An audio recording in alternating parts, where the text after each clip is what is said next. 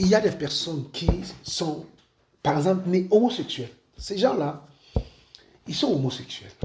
Ils ont en eux cette attirance envers les hommes pour les hommes, les femmes pour les femmes.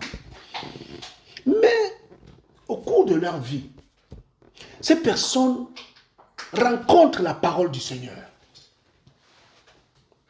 Ces personnes aiment le Seigneur.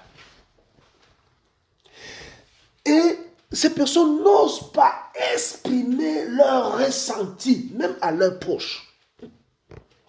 Et ces personnes-là vivent avec un poids.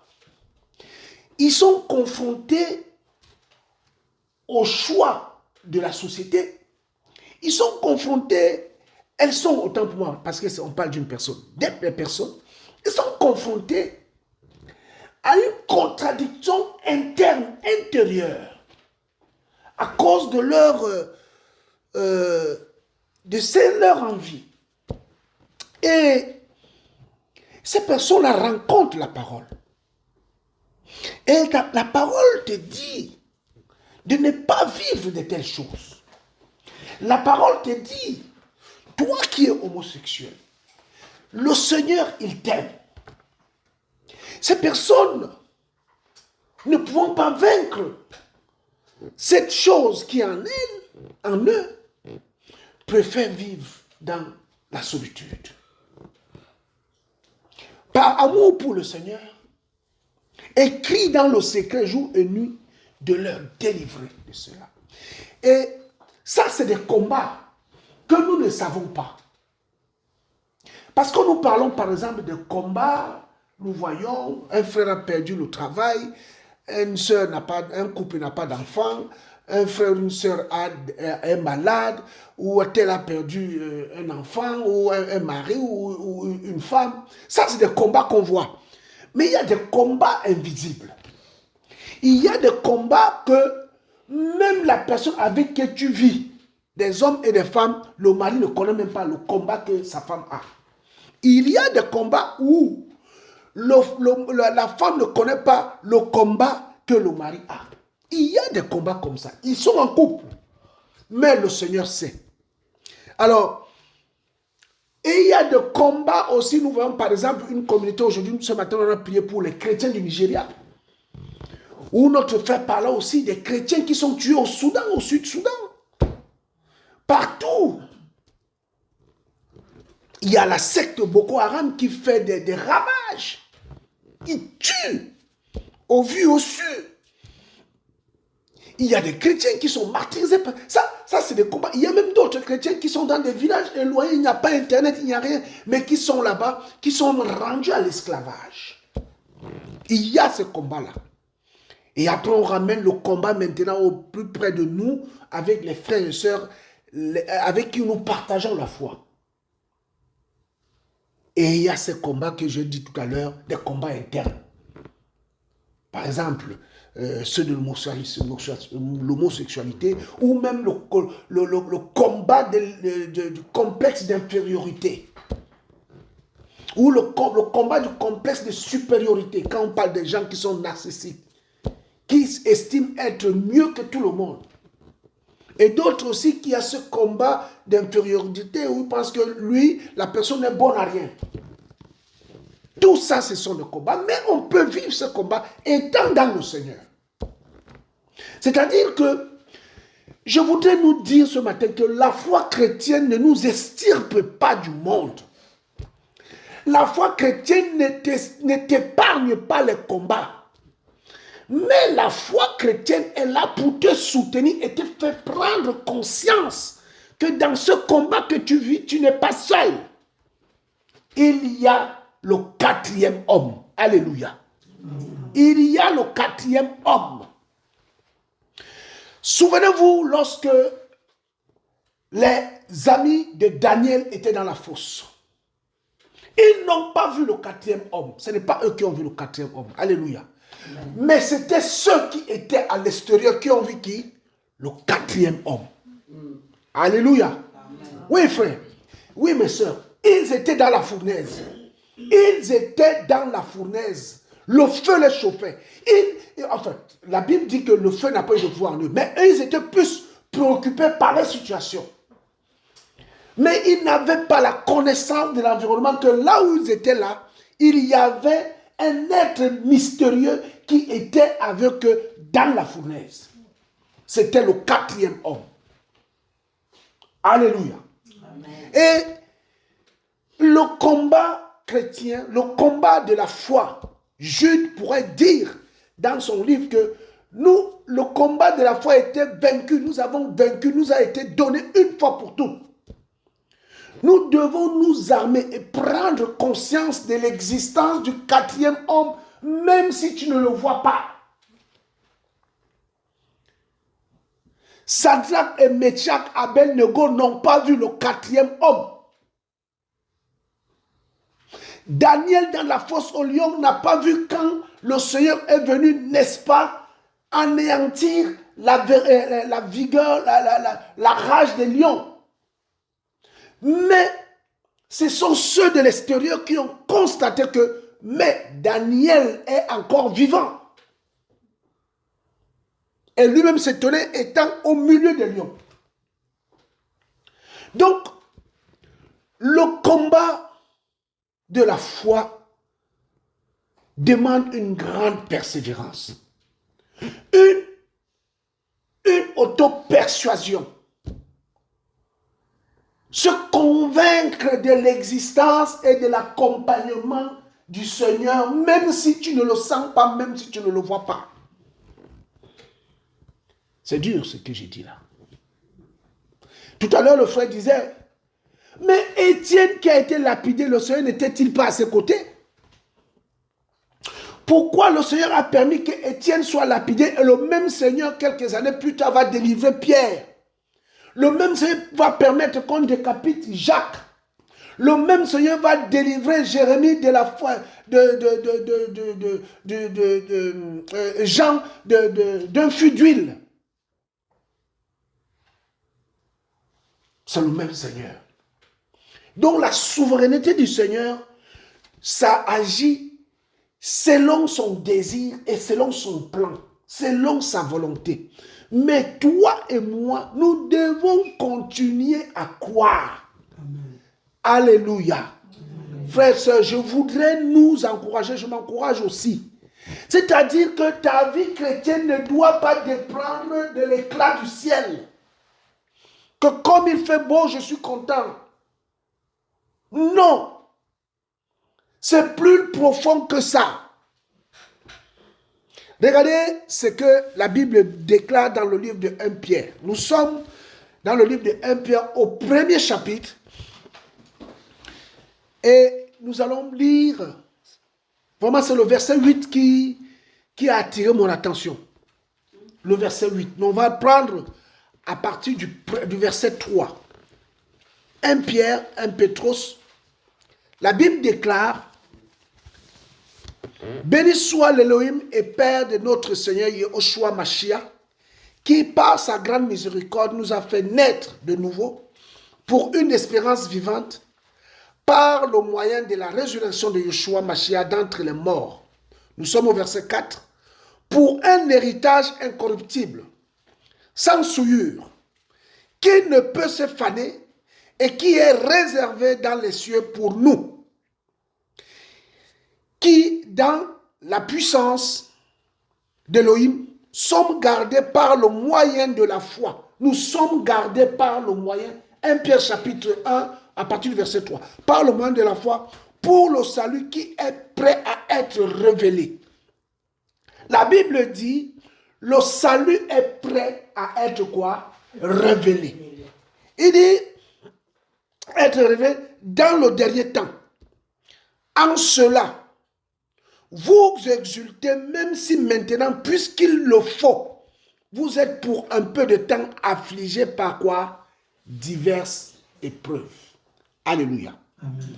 Frères et sœurs, écoutons cette épître que Paul nous adresse. Vous savez, l'Esprit du Seigneur est prophétique.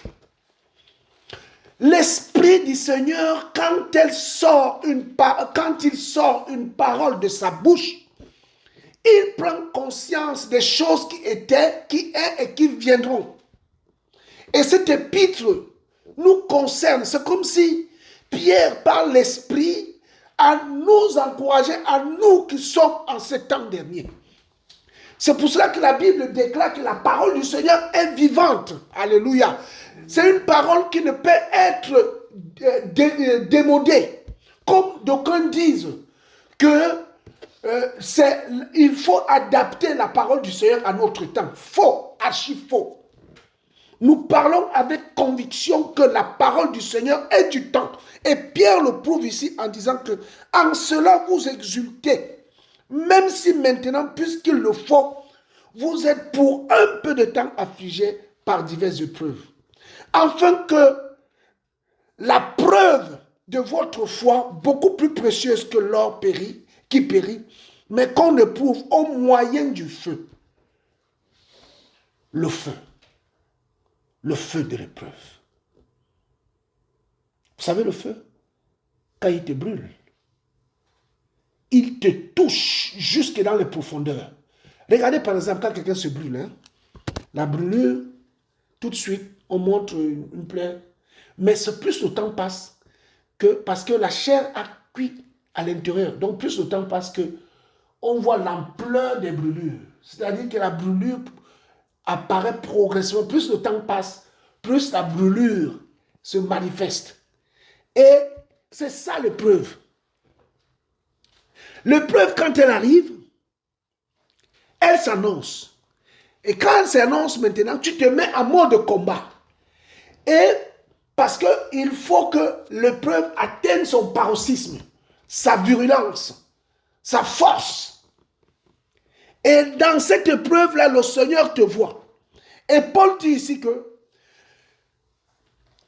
afin que la preuve de votre foi, beaucoup plus précieuse que l'or qui périt, mais qu'on éprouve au moyen du feu, soit trouvé un sujet de louange, d'honneur et de gloire lorsque la révélation de Yeshua Mashiach, lors de la révélation de Yeshua Mashiach. Le verset 8, c'est ça qui nous intéresse. Lequel vous aimez sans l'avoir vu, en qui, sans l'avoir maintenant, mais croyant. Et donc, il dit aussi par la version seconde, donc vous croyez aussi sans l'avoir vu. Vous exultez d'une joie inexprimable et glorieuse, obtenant quoi? Le salut de vos âmes, qui est quoi? Le but de votre foi. La Bible déclare que le but de notre foi, c'est le salut de nos âmes. Alléluia. Frères, sœurs, je voudrais m'encourager et vous encourager.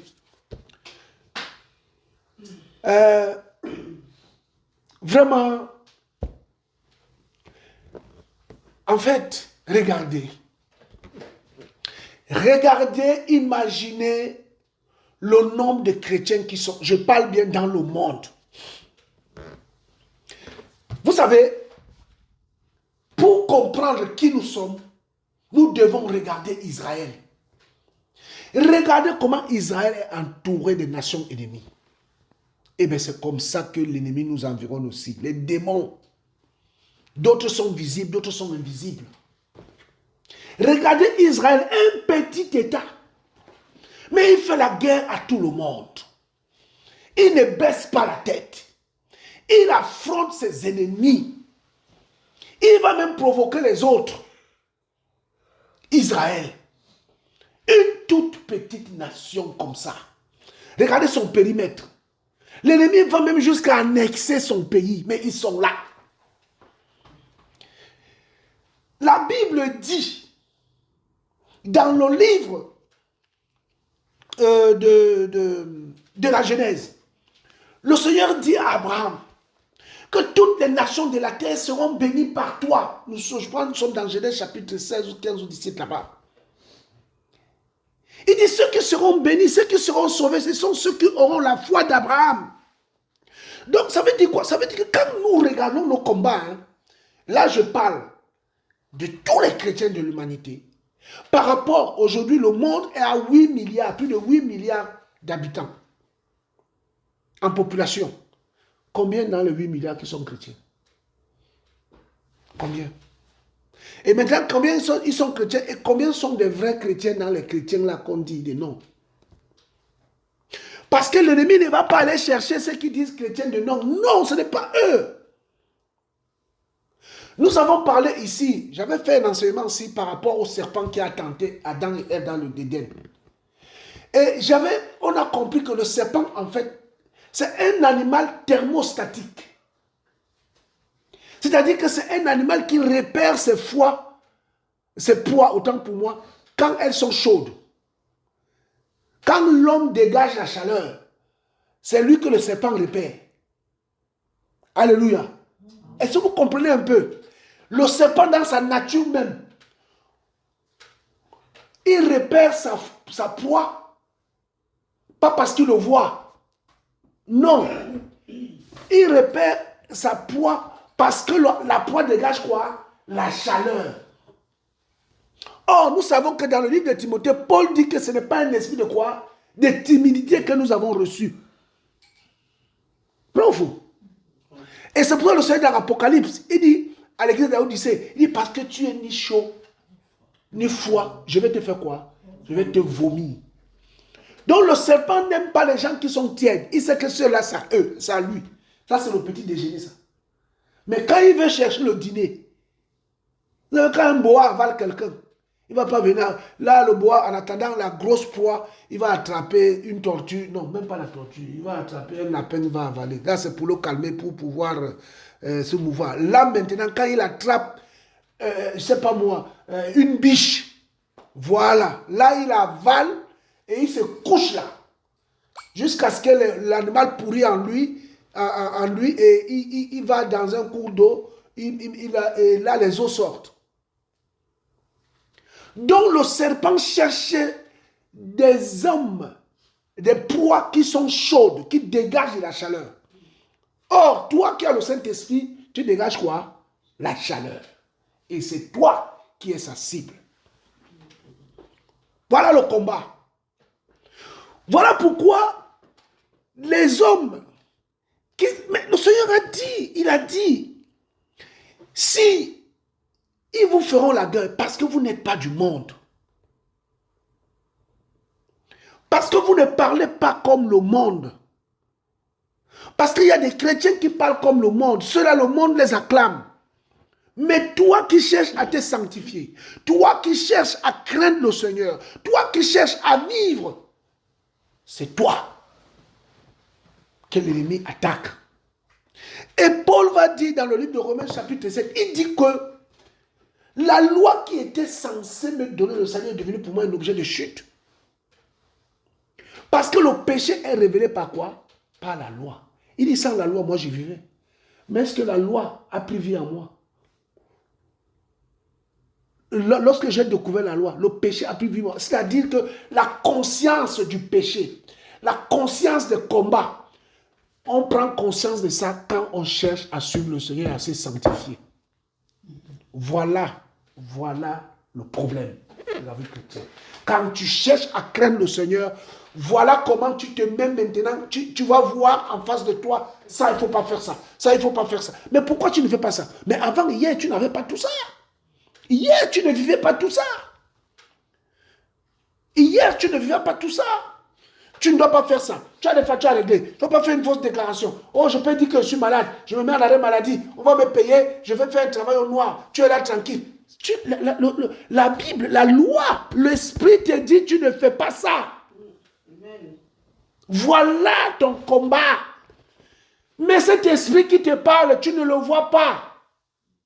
Voilà pourquoi Pierre dit, vous que croyez sans l'avoir vu. Ou d'autres qui arrivent dans la foi, à peine 2, 3 jours, 4 jours. Il dit, oh, le Seigneur Jésus m'a apparu. Toi, tu es là, tu scies le plancher pendant 5, 6, 10, 15 ans. Même pas une apparition. Tu vas te décourager? Non. Car le Seigneur dit ceci. Regardez, nous sommes dans le livre de Matthieu. Ah, Seigneur.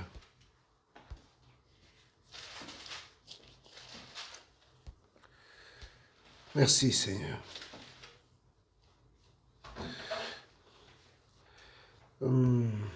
Nous sommes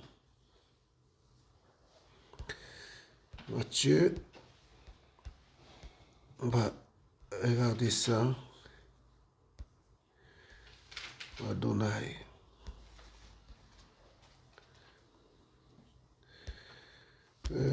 Tac, Matthieu.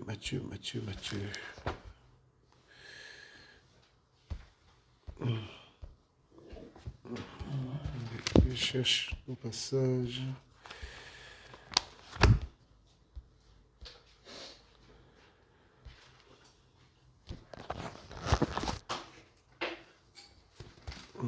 Merci Seigneur.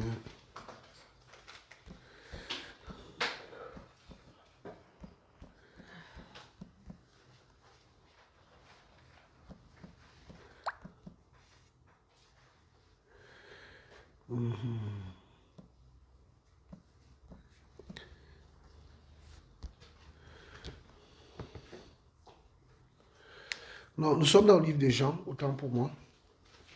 Et Jean 20. Jean chapitre 20. On va prendre Jean chapitre 20. Jean chapitre 20.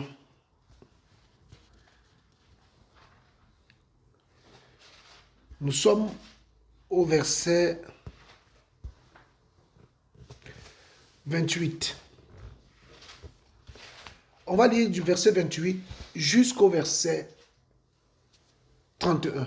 La Bible déclare: Et Thomas répondit et lui dit: Mon Seigneur et mon Elohim. Yoshua au verset 29 lui dit: Parce que tu m'as vu, Thomas, et tu as cru. Bénis sont ceux qui n'ont pas vu, qui ne m'ont pas vu et qui ont cru.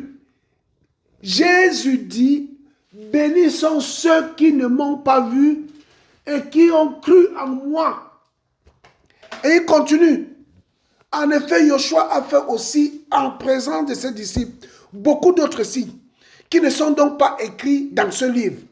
Mais ces choses, la Bible dit quoi?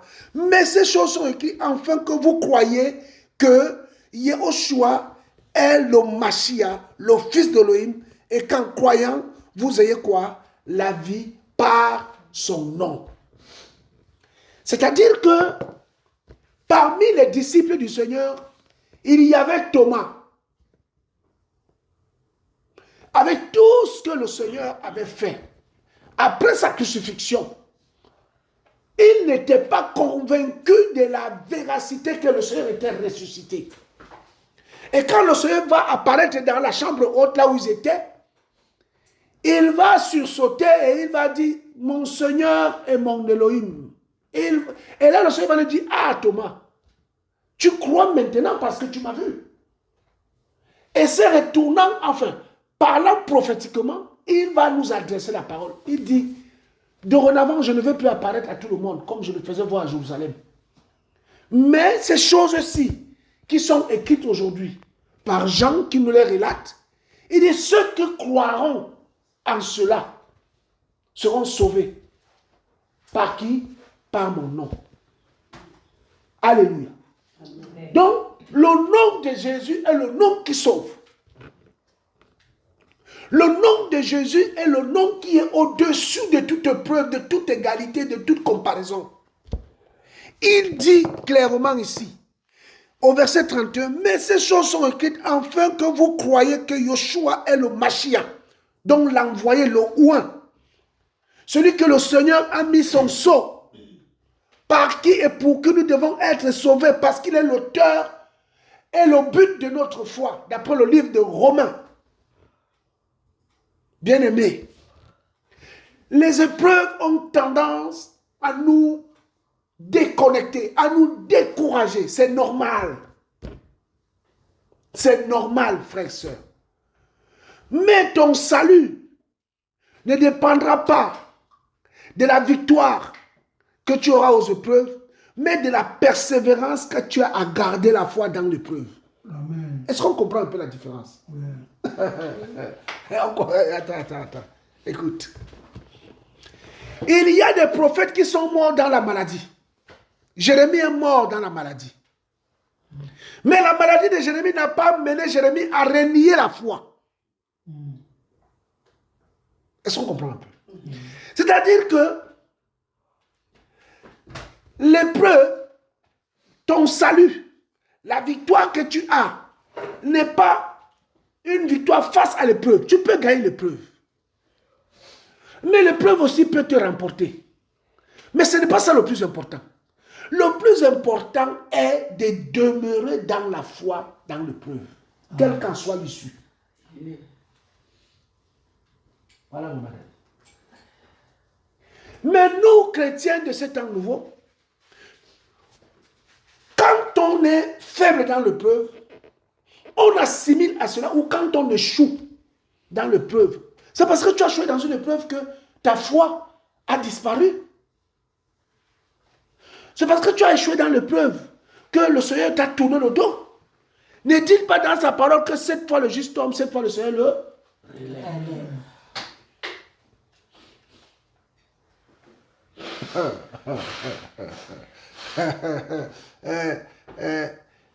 Écoutons bien aimés, il faut que le Seigneur nous aide. Il y a un homme que nous connaissons tous. C'était Pierre. Pierre qui a dit au Seigneur, j'irai avec toi partout où on t'amènera, je serai avec toi. Le Seigneur lui a dit, toi là tu parles là maintenant. Tout à l'heure, avant que le coq ne chante, tu m'aurais déjà réveillé combien de fois? 3 fois. Ça n'a pas fait longtemps, on a attrapé le Seigneur. Et Pierre a échoué lamentablement à l'épreuve. Il n'a pas apparu à Pierre. Après, il a apparu, n'est-ce pas? Mais ce n'est pas parce que Pierre a échoué que le Seigneur l'a tourné le dos.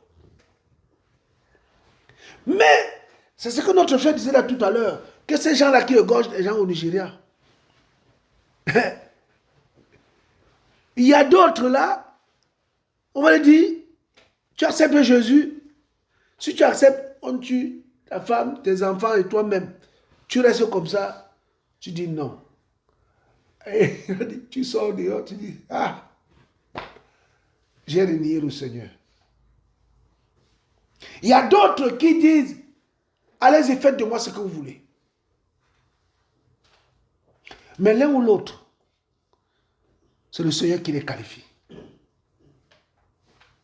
Mais le plus important, dans l'épreuve, quand l'épreuve se présente, est-ce que ta foi, elle en sera où? Alors, voilà comment Pierre nous donne, n'est-ce pas, des recommandations. Il dit, l'apôtre Pierre, nous repartons dans notre verset de base, 1 Pierre, nous sommes au chapitre 1er, verset 8.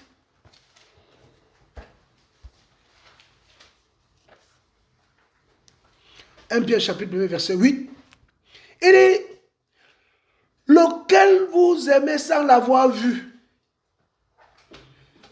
mais qui maintenant sans le voir vous croyez. Et je sais que dans le livre de 2 Corinthiens, chapitre 5 au verset 7, Paul dit ceci, nous marchons par la foi et non par la vue. Donc nous ne pouvons pas ramener notre salut à ce que nous voyons.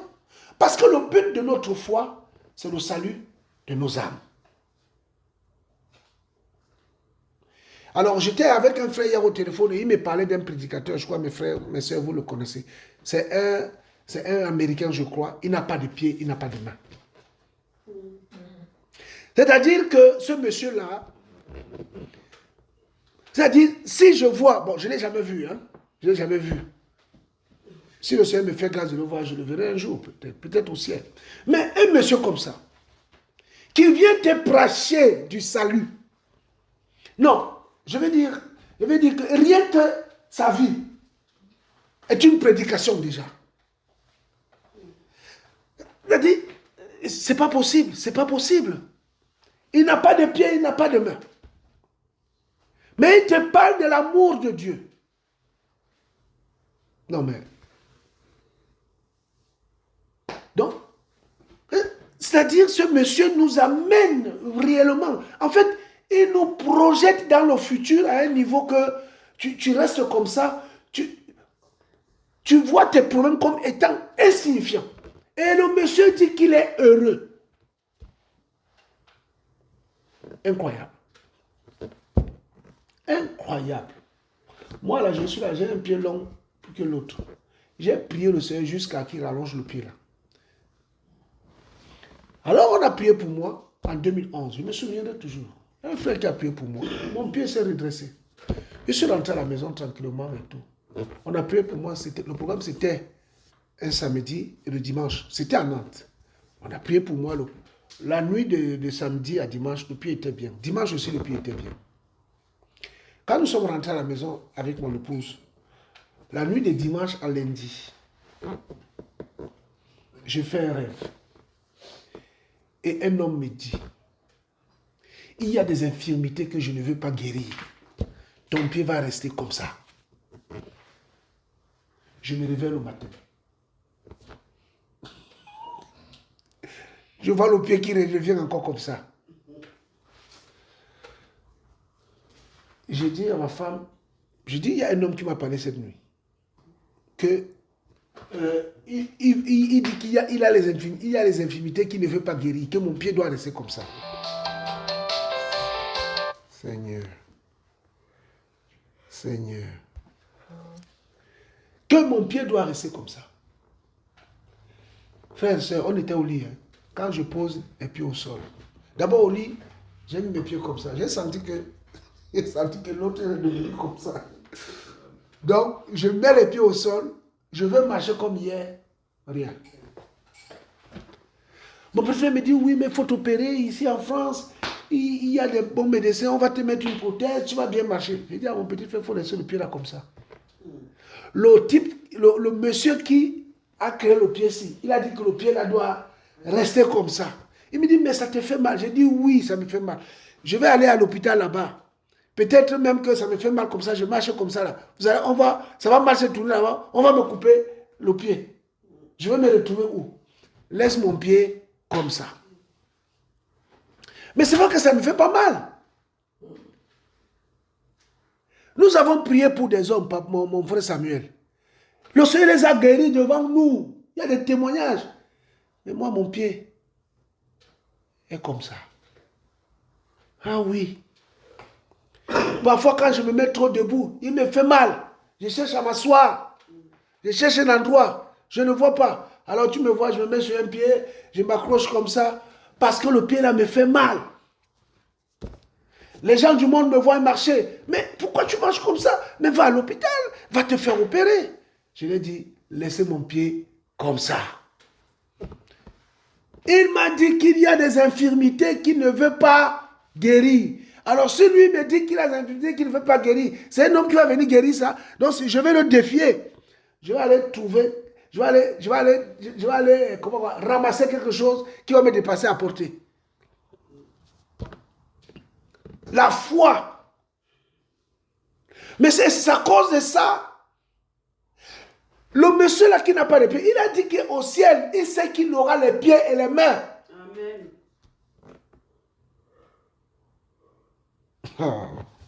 Donc, bien aimé, je voudrais nous encourager. As-tu une maladie qui ne guérit pas? Ça ne doit pas être un préalable. Écoutez bien aimé, regardez. Quelle est la durée de la vie d'un homme par rapport à l'éternité? La Bible déclare que l'éternité commence à 1000. Même Mathusalem Moutuchela n'a pas vécu 1000 ans. Alors pour les 80, 90 ans, 100 ans que tu vas vivre sur terre, et l'éternité, tu vas abandonner la foi parce que tu souffres d'une maladie incurable alors que l'éternité, plus de 1000 ans, tu vas vivre dans le bonheur, la santé parfaite. Non, je préfère souffrir 80 ans avec ma maladie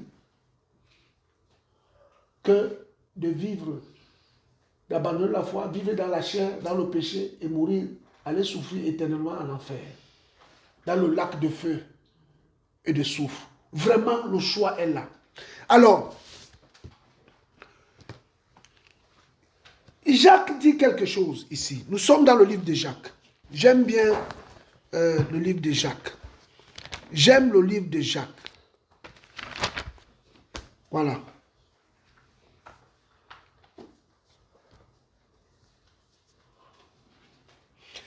La Bible déclare dans le livre de Jacques au chapitre 1,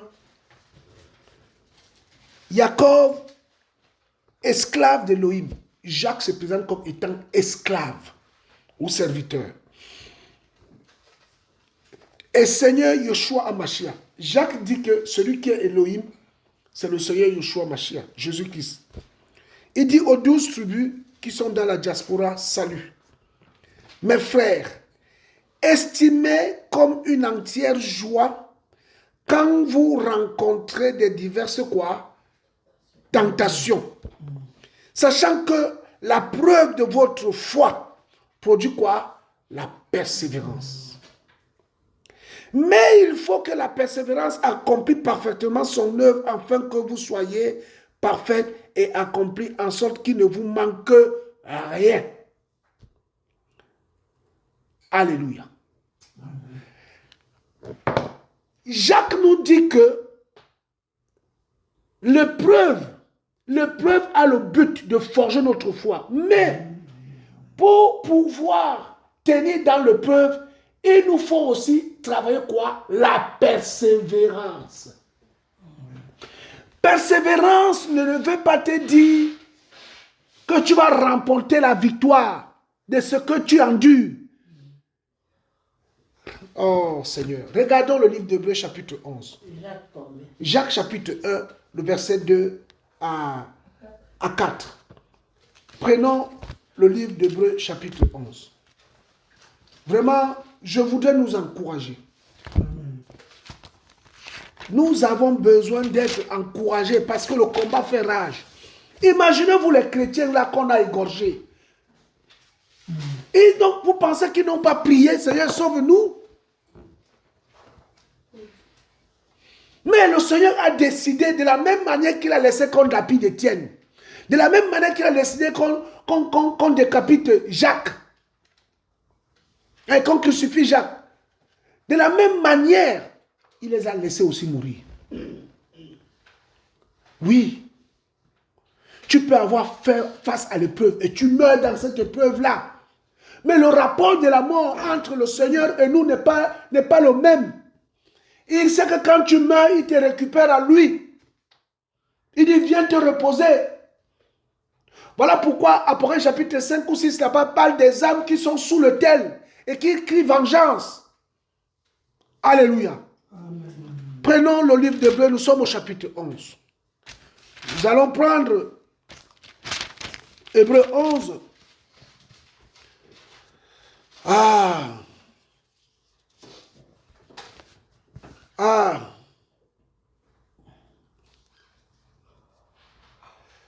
Nous allons prendre à partir du...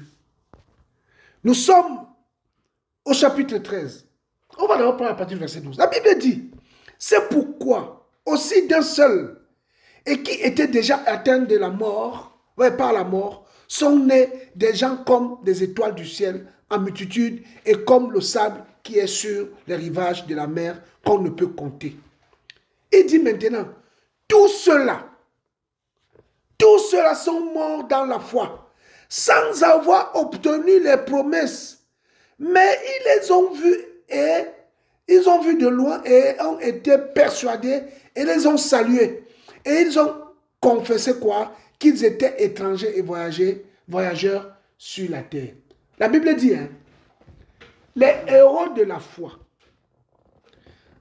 Abraham lui-même, n'a pas vu ce que nous voyons aujourd'hui avec la terre d'Israël. Abraham n'a pas vu. Quand on lit le livre de Actes chapitre 7, Étienne va dire que le Seigneur ne va même pas lui permettre de monter une tente sur la terre de Canaan, donc on lui avait promis. Il a visité la terre, mais le Seigneur n'a pas permis qu'il pose même sa tente là. Mais c'était la terre qui lui a été promise à lui et à sa postérité. Et donc, Hébreu dit ici que tous ceux-là sont morts dans la foi, sans avoir obtenu la promesse. Je vais prendre le livre de Second, parce que vraiment, Second, par rapport à ce passage, est plus explicite. Nous sommes au verset 13. C'est dans la foi, Hébreux 11, 13, c'est dans la foi qu'ils sont tous morts, sans avoir obtenu les choses promises. Mais ils les ont vus et salués de loin, reconnaissant qu'ils étaient étrangers et voyageurs sur la terre. Ceux qui parlent ainsi montrent qu'ils cherchaient une patrie. S'ils en avaient vu celle d'où ils étaient sortis, ils auraient eu le temps de quoi? D'y retourner. Mais maintenant, nous sommes au verset 16. Ils en désirent une meilleure, c'est-à-dire une céleste. C'est pourquoi Elohim n'a pas honte d'être appelé leur Elohim, car il leur a préparé quoi? Une cité. Alléluia. Je voudrais, bien aimé, nous encourager. C'est le but du partage de ce matin. Est-ce que tu es faible à l'épreuve? Prends courage. Le Seigneur ne te condamne pas, mais ne reste pas dans ta chute.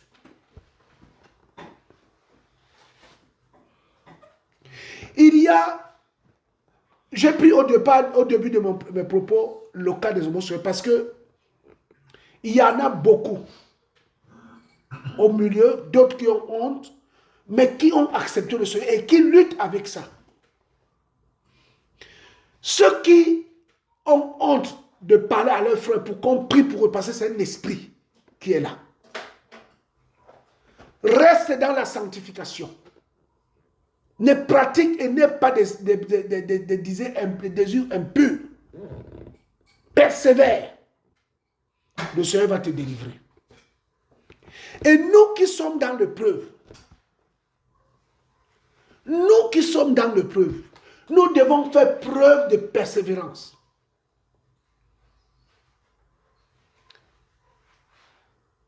Le Seigneur s'est délivré de l'épreuve. Il n'abandonne jamais ses enfants. Alléluia. Il n'abandonne jamais ses enfants. Il a été le 4e homme dans la fournaise ardente avec les amis de Daniel. Il est aussi avec nous dans les épreuves. Même si on ne le voit pas. Ne baissons pas les bras. Parce que la victoire de l'épreuve ne consiste pas à être victorieux aux yeux des hommes. Mais la victoire dans l'épreuve consiste à garder le salut pour l'éternité. Alléluia. Amen. Et vous savez, dans le livre de 1 roi, je crois 1 roi, hein, la Bible déclare, je crois 1 roi 5, 2 rois 5 ou 1 roi 5, je crois, 5 ou 6, je vais vite fait vérifier cela. Merci Seigneur. 1 roi, ouais,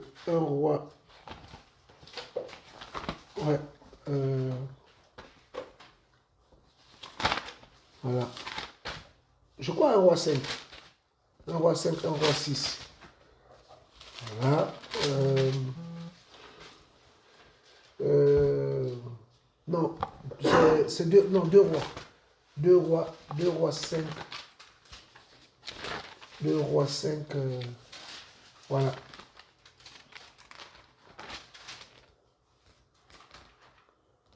Deux rois 5, 2 rois 6, voilà. Voilà.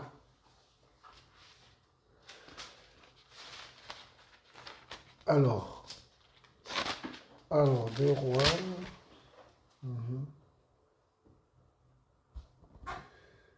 Ouais. C'est 2 rois. 2 rois. 2 rois. 2 rois.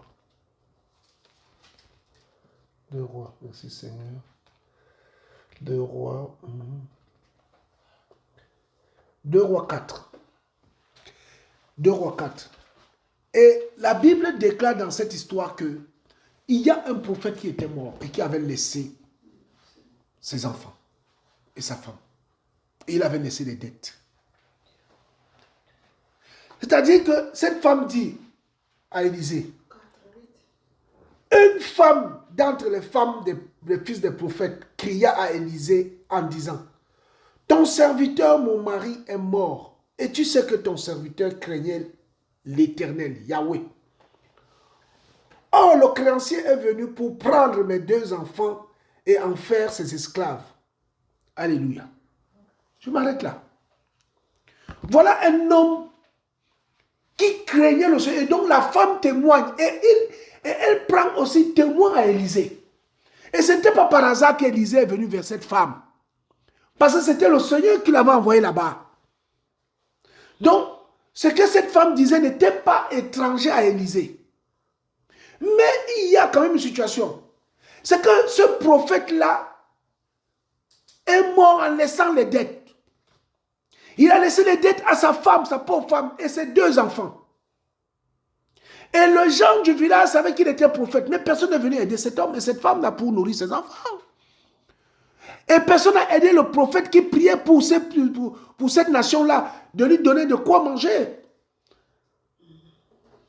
Il est mort, il était obligé d'aller emprunter de l'argent aux gens pour manger et nourrir sa famille. Il est mort. La Bible ne dit pas de quoi il était mort.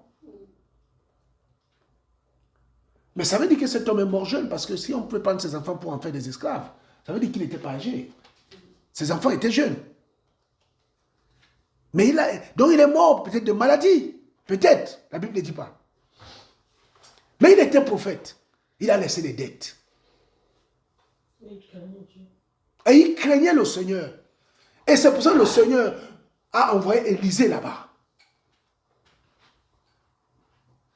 Parce que nous, on croit que comme on est dans la foi, on ne sera jamais éprouvé. On ne souffrira jamais. Que tout va couler. Mais non, tout coulera au ciel. Mais ici-bas là, nous sommes sujets à des faiblesses comme tout le monde.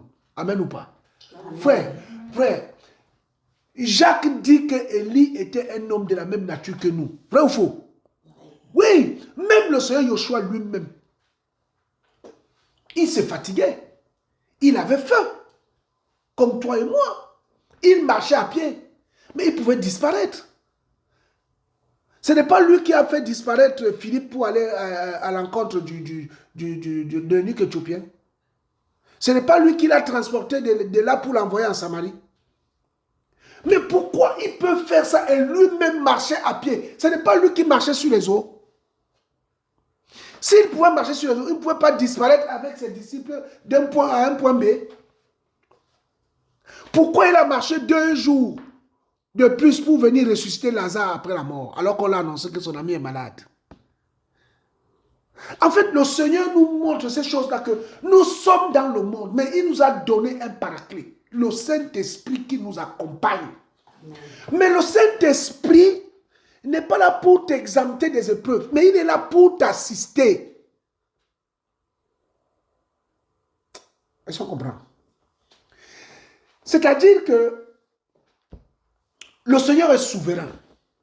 Dans sa toute puissance, il peut guérir, il peut ressusciter, il peut sauver, il peut créer, il peut tout faire. Mais quand il met une épreuve face à toi, tu vas passer par là. Et il va voir comment tu vas négocier cette épreuve-là. Voilà pourquoi même le Seigneur lui-même, à Gethsemane, il avait prié que s'il était possible, quoi, ôte cette coupe. Mais toutefois, non ma volonté, mais la tienne. Parce qu'il savait qu'il fallait qu'il passe par là. Il dit, c'est pour cette heure-là que je suis venu. Mais si toi, ma soeur, mon frère, tu dois passer par une épreuve, lui, ça l'a conduit à la mort. Hein. Alléluia. Alléluia. Amen. Il y a un pape qui a dit que Jésus avait échoué lamentablement à la croix parce qu'il est mort. Un pape a dit ça. Ah oui. Oui, il a dit ça. Oui, ma soeur. C'est scandale. Enfin bref. Donc, le Seigneur est mort. Mais donc, ça nous donne l'enseignement que nous aussi, on peut mourir dans l'épreuve. Mais ce n'est pas la mort qui compte. Mais c'est dans quelles conditions tu te trouves pendant la mort. Parce que Paul dit, celui qui a ressuscité Jésus-Christ d'entre les morts, sinon son esprit est en moi, ça c'est 1 Corinthiens chapitre 15, je suis persuadé qu'il me fera quoi? Qu'il me ressuscitera aussi en ce jour-là. Donc la mort du Seigneur Jésus face à l'épreuve, parce que son épreuve devait l'amener à la mort jusqu'à la mort de quoi? De la croix. Nous donne l'enseignement que nous aussi on peut passer par là. Mais si nous mourons dans la foi, avec son esprit, alors celui qui a ressuscité Jésus nous ressuscitera aussi. Vous savez pourquoi? Parce que l'esprit ne meurt pas. Le Saint-Esprit qui est en nous ne meurt pas. Lorsque l'homme meurt, le Saint-Esprit et son esprit humain sont extirpés. Voilà pourquoi les gens qui ont fait l'expérience de la mort imminente, ceux qui ont fait des accidents, ils se voient couchés. Toi-même, quand le Seigneur vient te visiter pour aller au ciel, tu vois ton corps qui est couché. Toi-même, tu planes. Oui, c'est ça.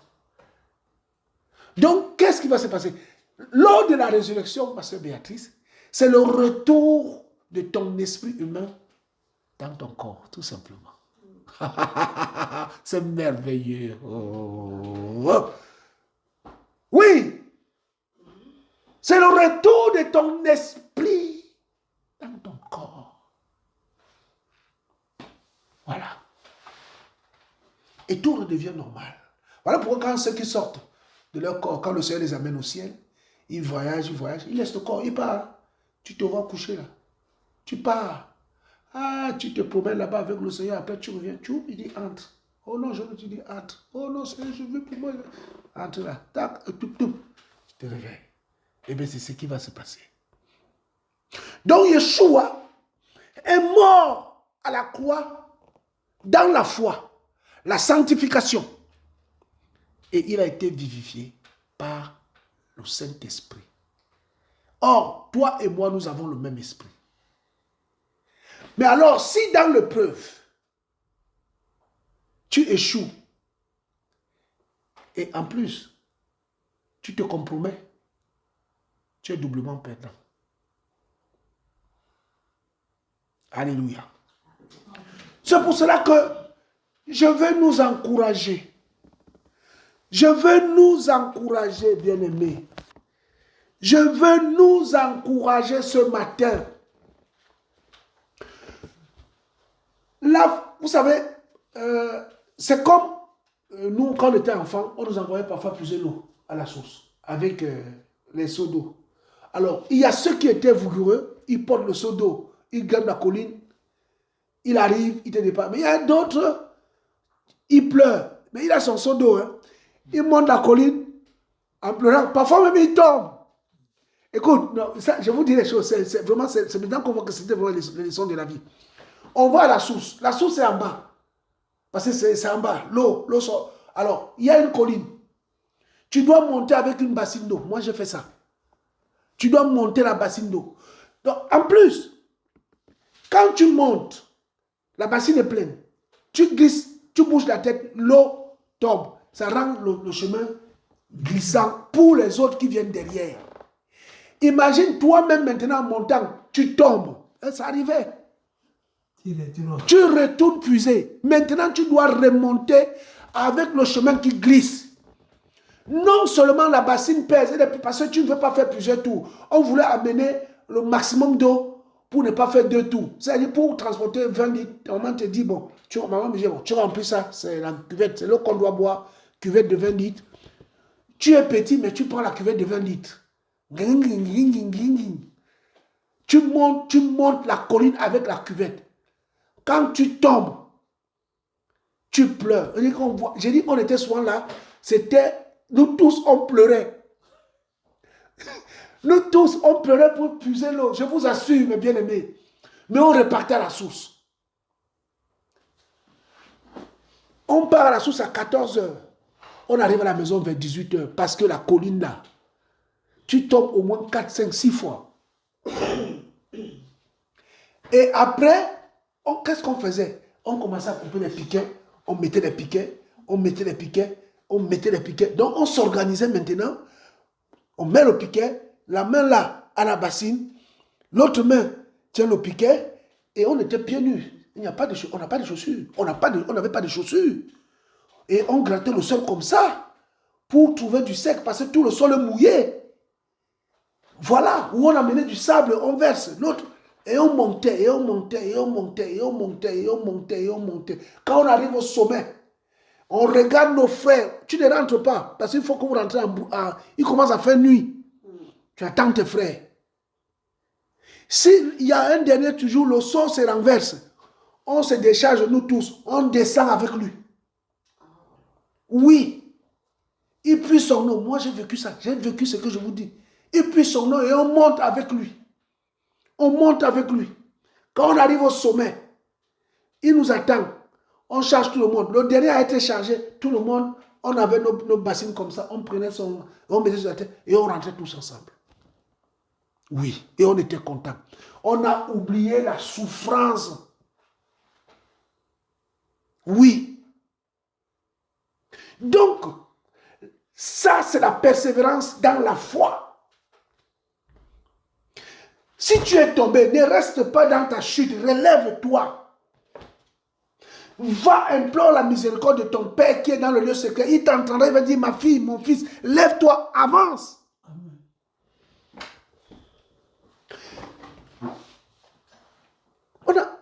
On a fait trop de chemin avec le Seigneur pour faire ma charrette, bien-aimé. Tu as fait ma charrette pour aller où? Sincèrement, tu as fait ma charrette pour aller où? Quand on reste comme ça, on voit tous les sacrifices. On a fait. Moi, j'ai un diplôme d'entraîneur. J'étais à Dubaï là pour mon fils. Ils ont besoin des entraîneurs. Mon diplôme les plaît.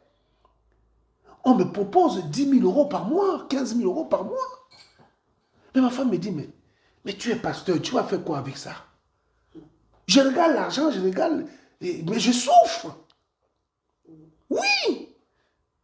Voilà pourquoi Paul pouvait dire dans le livre de Corinthiens, chapitre 2 ou 3 là-bas, il dit que tout ce qui avait de la valeur à mes yeux, je regarde quoi? Comme de la boue. Comme de la boue. Mais regardez de la boue, ça ne veut pas dire Pierre et Paul ne souffraient pas. Il dit, mais même si on pouvait à mes besoins, il dit, jour et nuit, j'ai travaillé. Il dit, j'ai travaillé. Et pourtant, Paul avait un grand poste. Il avait un cheval. Là-bas, il n'avait plus de cheval. Il arrivait maintenant à Rome à la nage. Il fallait qu'il essaie de nager. Mais pourquoi tout ça? Pourquoi il a enduré tout ça? Il dit, pour connaître Christ et si je puisse parvenir où? À la résurrection. Si nous voulons voir la nouvelle Jérusalem, bien aimée, nous devons endurer nos souffrances. Mais la souffrance là ne consiste pas à être encore... Le Seigneur peut t'apparaître, il peut te parler par des songes, il peut te donner une prophétie, il peut te parler. Mais il peut aussi ne pas te dire quelque chose. Mais toi, tu dois croire. Et il a dit dans le livre de Jean, chapitre 20, là nous sommes au verset 18-19, il dit à Thomas, heureux celui qui a vu sans avoir cru. C'est très important. C'est plutôt l'inverse. Hein? Celui qui a cru sans avoir vu. Oh là là, merci. Merci. Heureux celui qui a cru sans avoir vu. Et vraiment, ah oui, merci, merci, tu suis vraiment. Donc, nous devons, nous devons la parole du Seigneur, la parole d'Élohim, la parole aussi. Ce n'est pas, les gens disent, oh non, c'est un livre qui a été qui parle les autres. Non. Et j'ai fait un son cette nuit. Et j'étais en train d'expliquer à un frère, il dit, mais vraiment, quand j'ai lu la Bible, mon cœur est content. J'ai dit, mais je ne peux même pas expliquer que... Je ne peux même pas exprimer ce que je ressens. C'est inexplicable. Je ne peux pas. Je ne trouve pas le mot. Et là, le Seigneur me montrait comme si mon cœur, comment il me montrait comment mon cœur était. Je dis, mais la parole du Seigneur, mais ce n'est pas possible. Il faut la lire.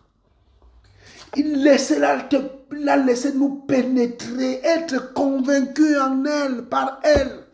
Frères et sœurs, si Yoshua n'était pas vivant, si Yoshua n'avait pas existé, ils nous auront déjà dit ça. Mais ils n'ont pas moyen. Israël est là, Jérusalem est là. La mer morte est là. Le mont Sinaï est là, l'Égypte est là. Donc tout parle, tout est là, tout est là. Tout est là. Les rois là qui ont tué, les empereurs qui ont tué les apôtres, ils sont là. Les données historiques, c'est là.